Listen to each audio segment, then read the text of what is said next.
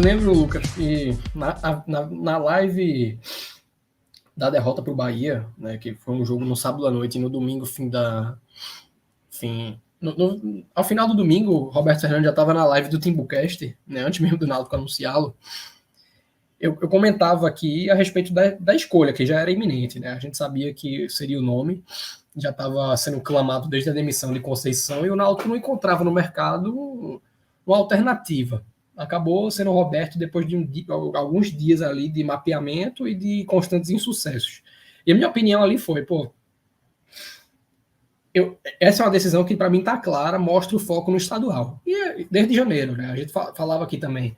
No Náutico, internamente, não se fala em estamos há 10 anos longe da Série A, ou nunca vencemos uma Copa do Nordeste. O que se fala é há 20 anos o Náutico não é bicampeão pernambucano. Esse era o raciocínio dentro do Náutico, era conquistar esse título estadual, era a grande meta da temporada. E eu acho que todas as escolhas que foram feitas provaram isso. O Náutico não tinha um compromisso, apesar de se manter um discurso por parte de executivo e de presidente de foco em acesso, o Náutico jamais agiu, pode ter até acreditado que era suficiente, mas jamais agiu para obter, para conquistar um acesso.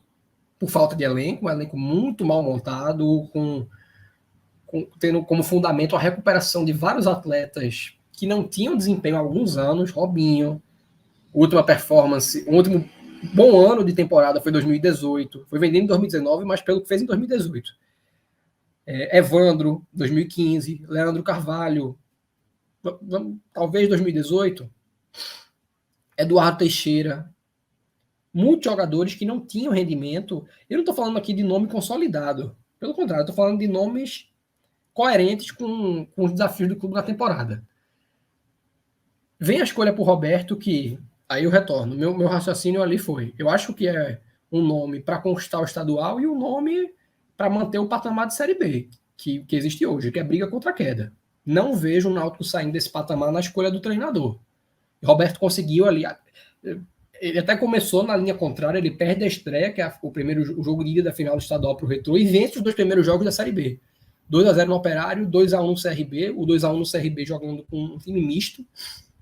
E daí em diante o Náutico viveu praticamente um momento de involução. Foi uma sequência grande sem vitórias, até venceu o Brusque. Depois teve uma sequência muito ruim ali, Vasco, Sport, Sampaio Corrêa. Sport tá parte de outra sequência. Foi Vasco, Ituano, Vasco, Sampaio Corrêa e depois vem o Sport, é isso. E aí vem um momento, né, que é quando ele passa a utilizar o 3-5-2 no jogo para o Sport, que o Náutico demonstra crescer em conceito de jogo. Tombense, Criciúma, Novo Horizontino. O Novo Horizontino, para mim, ele representa, em conceito de jogo, o ápice desse trabalho de Roberto. Foi uma apresentação de um time de G4. O Náutico saiu do primeiro tempo vencendo por 3-0 e poderia ter facilmente vencido por 5. Muita intensidade, controle das ações, sofreu pouco, né? O Novo Horizontino chegou algumas vezes. E nos últimos 2 jogos, uma clara involução, mesmo com o retorno de algumas peças. Então, a responsabilidade no trabalho de Roberto, claro, totalmente. Roberto está à frente do time desde a 3ª rodada da Série B. Roberto chegou com o Náutico, de certa forma, motivado por causa da conquista estadual, muito mérito dele, claro, e perdeu isso muito rapidamente, né? 2 jogos depois, o Náutico já vivia uma crise dentro do campeonato.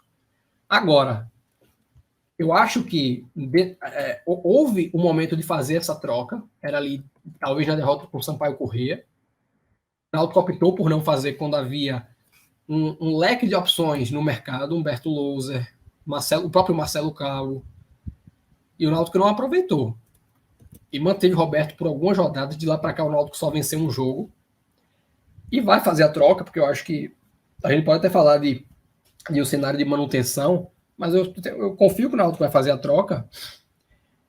E aí é que entra a parte que eu acho que a gente precisa apontar o dedo. Para mim é lógico que tem responsabilidade de Roberto, e eu acho que é o momento de trocar. O Náutico vai virar o turno, muito provavelmente, na zona de rebaixamento. Isso é grave.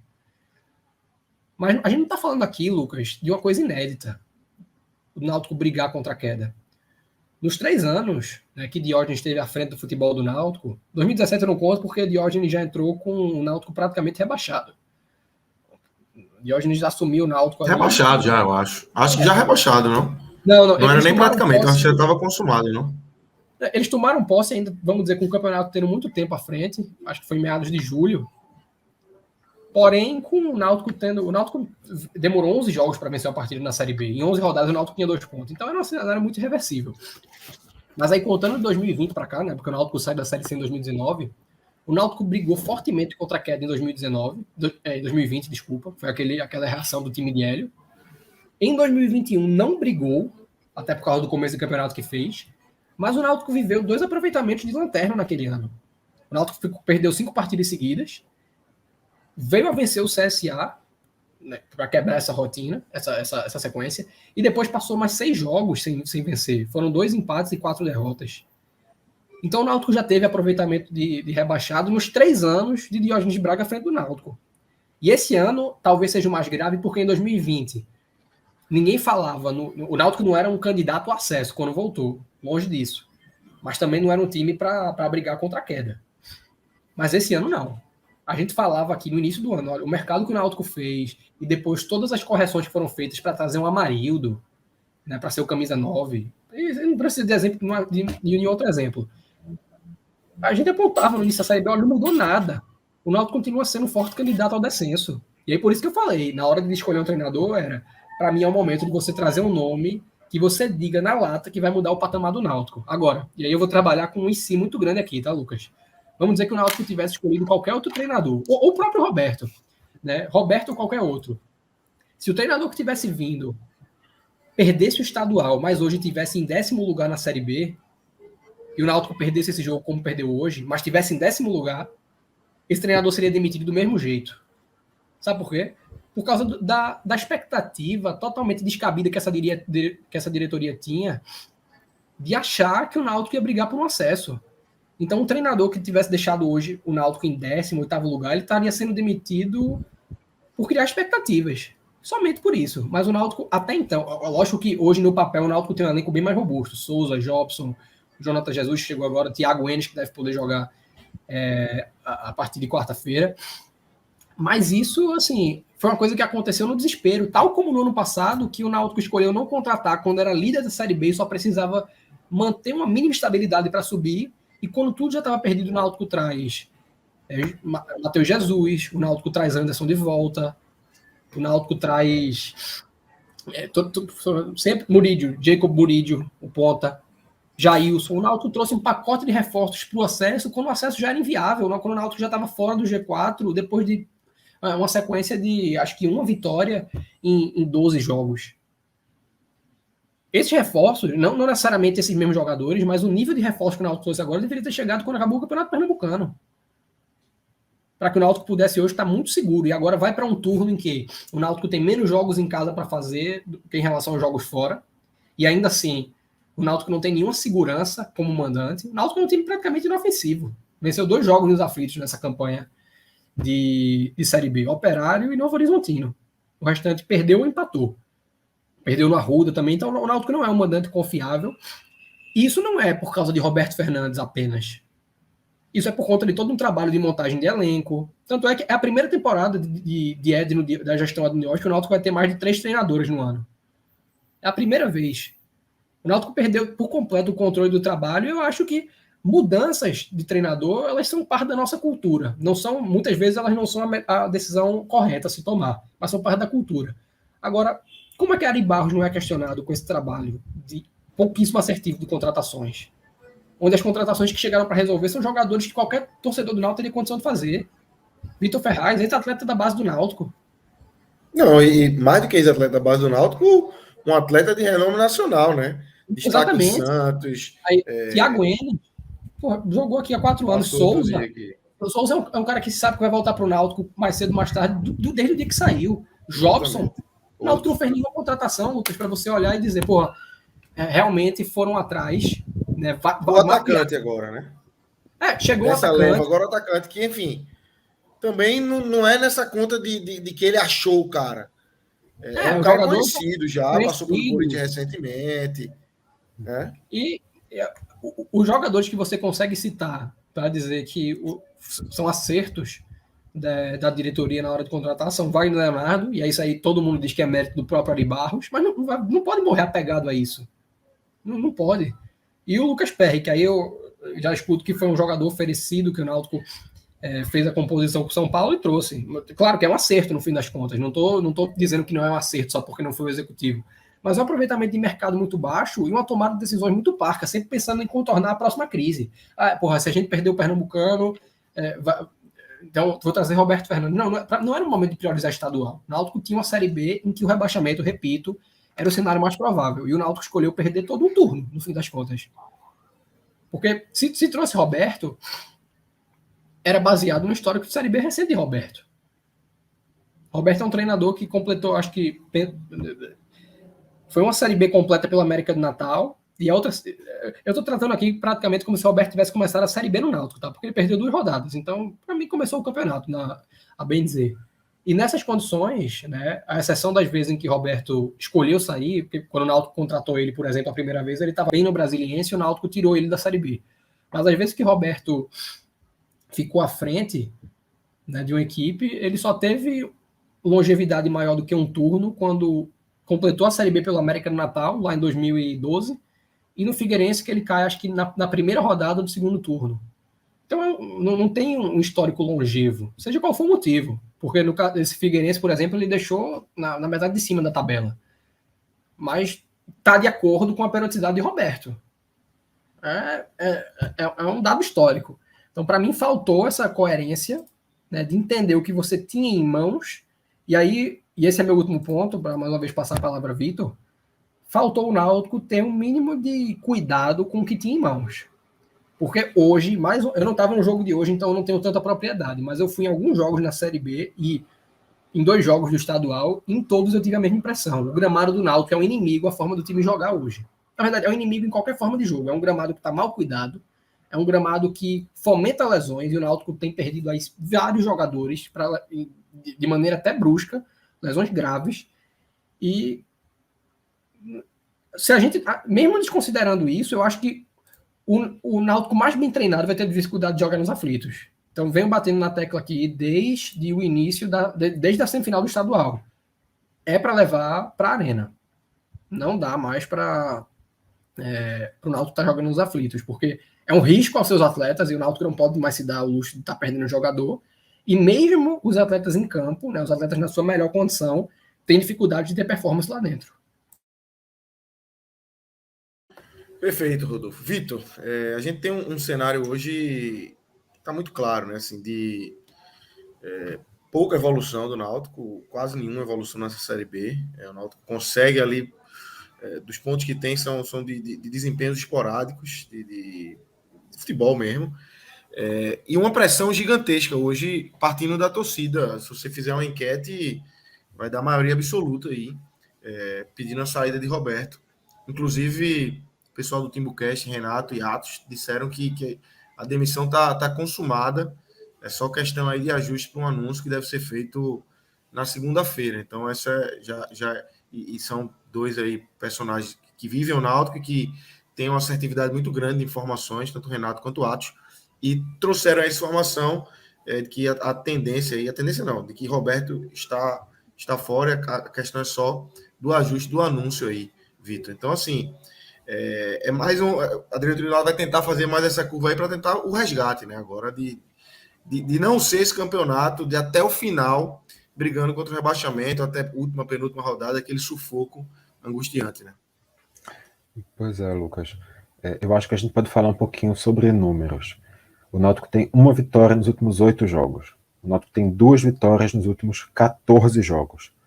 Essa passagem de Roberto são 18 jogos, apenas 5 vitórias, um aproveitamento abaixo de 40%. Claramente não são números que dá para defender um trabalho. Não são números que dá para sustentar um treinador, ainda mais se a gente olha para a situação de tabela do Náutico, antepenúltimo colocado, com 18 pontos, ou seja, 1 ponto a cada jogo. E eu acho que isso passa por um trabalho ruim de Roberto, que não consegue encontrar soluções para esse time. Teve ali o achado dos 3 zagueiros, mas talvez seja o único O único ponto que a gente consiga olhar e talvez dizer, aqui foi por um caminho, foi por uma luz, mas também é uma coisa muito, muito pouca para o tamanho do problema. Talvez ali, quando o Náutico vinha de 3 empates e 2 derrotas, 5 jogos sem vencer, aquela vitória por 3-1 no Novo Horizontino, ali parecia que o Náutico ia tomar um fôlego. Aquele jogo, acho que todo mundo ficou com a sensação de que podia ser uma virada de chave, que talvez o time ali começasse a encontrar um caminho para se recuperar. Depois veio a vitória do Grêmio, a derrota para o Grêmio. Era uma derrota esperada, mas também com um futebol muito abaixo mesmo do que já se imaginava. E aí agora esse jogo também, além da atuação muito ruim, todo o roteiro que vai em volta dele, realmente a situação de Roberto é insustentável. Se a diretoria do Náutico decidir voltar atrás e não demitir ele, é dar mais uma chance para alguém que não está mostrando muitas soluções nas últimas tentativas. Mas isso, claro, eu acho que é impossível a gente entrar na análise do Roberto e não entrar automaticamente na análise da condução do futebol do Náutico. O Rodolfo apontou muito bem a situação do elenco.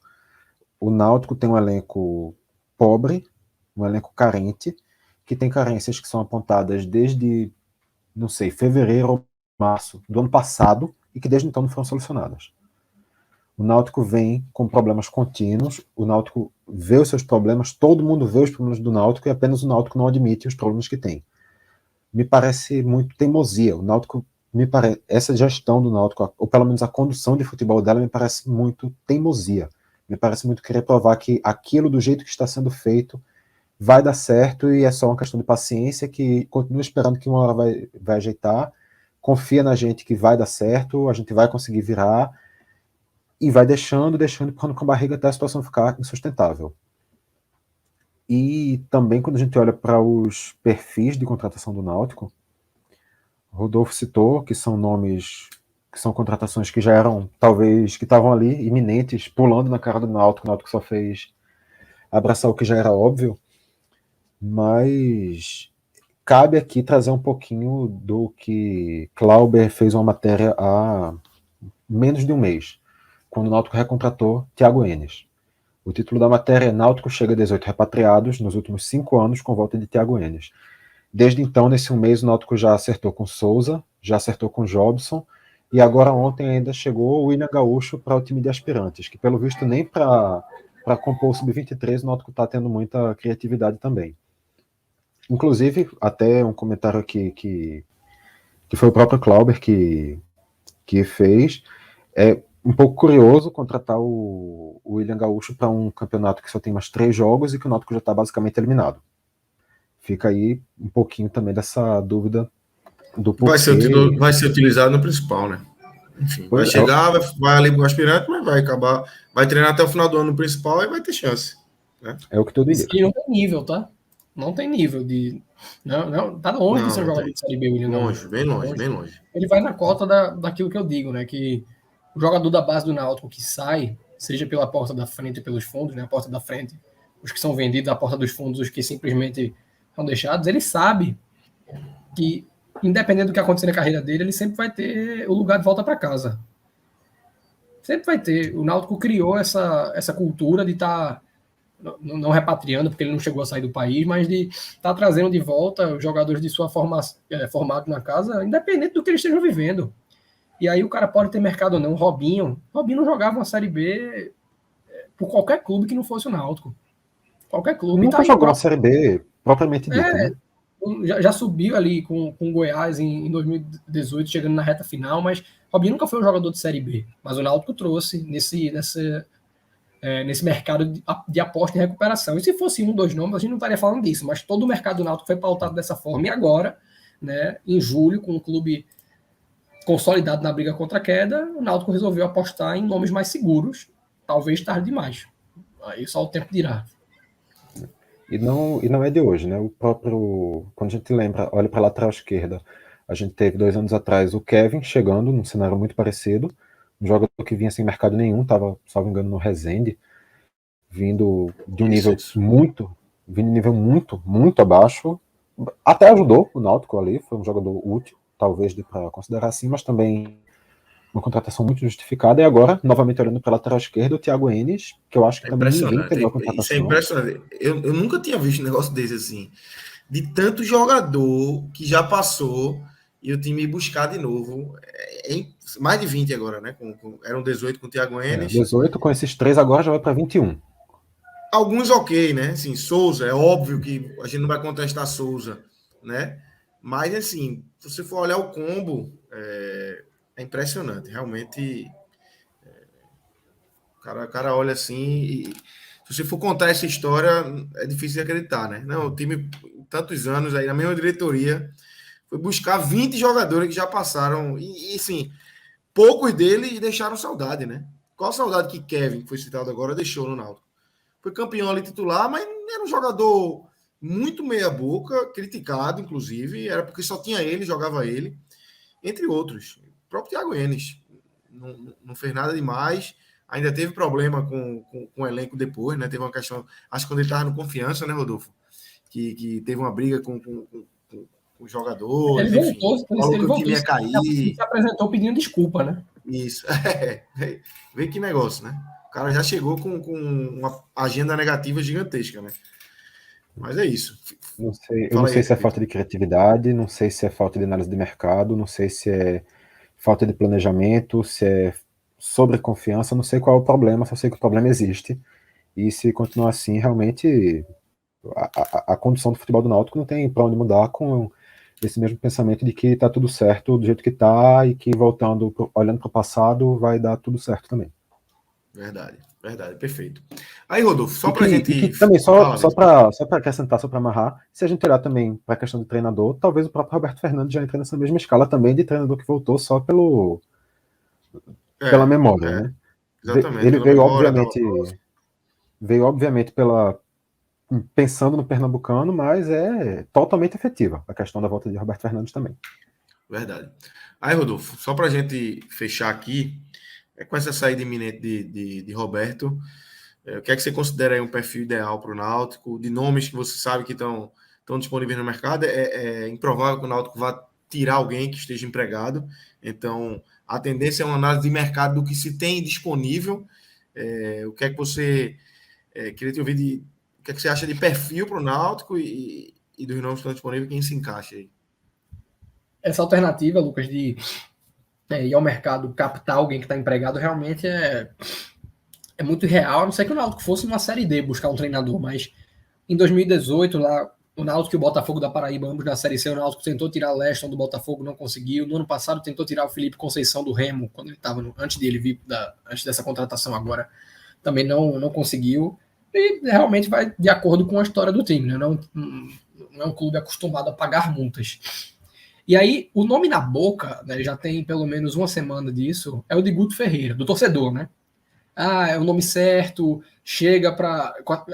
A gente tem a segurança de que vai tirar o Náutico dessa situação, mas eu acho o nome de sonho, sabe? Do torcedor que acha que só porque está desempregado, porque, primeiro, patamar. Guto Ferreira não é um cara para assumir time brigando contra a queda na Série B. Guto Ferreira, de fato, jogou as últimas 2 Série Bs que o Guto pegou, foi um Sport que se fechou para trazê-lo, né, no estadual ainda, então tinha toda uma temporada. Ele assumiu antes, né? Não assumiu num drama de Série B, né? Exatamente. E no Bahia, que ele chegou na Série A, foi rebaixado e acabou ficando para jogar a Série B, né? Já foi demitido até. Mas Guto não é um treinador do patamar financeiro do Náutico, para começo de conversa, quer brigando por acesso ou quer brigando contra a queda. Ele é um cara com mercado na Série A, então se o Vojvoda cai no Fortaleza, para a Juventude, Cuiabá, Atlético de Goiás, estava sendo especulado no Santos. Então é um cara que é muito mais cômodo para ele esperar o mercado se abrir um pouquinho daqui a um mês e ter um trabalho mais seguro pela frente do que arriscar ser rebaixado com o Náutico na Série B. Que aí é uma mancha no currículo dele.